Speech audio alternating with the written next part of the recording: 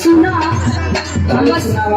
हम बस अपने खातिर थोड़ा मांगतानी कि इतना बहुत तेज फुटकत बड़ा।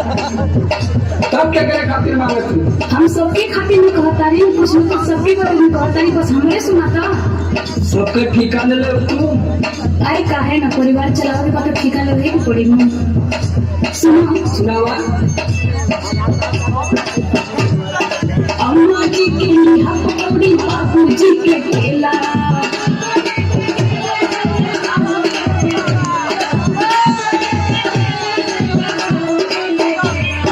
देवर जी के छेना बर्फी, मंगो जी के पेड़ा। अरे तो सबका ठिका मैंने लेगा। जाके पीछे बिट्टी आदम से पूछा। चलो अम्मा चावले गई हो भेड़िया के लगा में, भेड़िया के लगा में, गुरही जले दिया बिचार किया लगा में।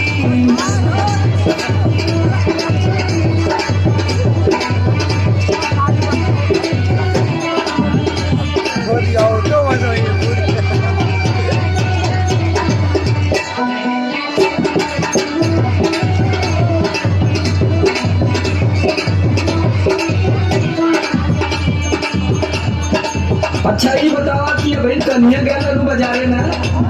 हाँ वो तो गईले रही। किसी किसी का कोई खाए के इलू है तबले आज तोरे तीर लगल बढ़िया है भूख। लिया के देता आग लगला पड़ने। जब हम बनने लगे तो वहाँ छलने लगी ना। हंस हंस के गोलगप्पा खैलू काले साथ बजा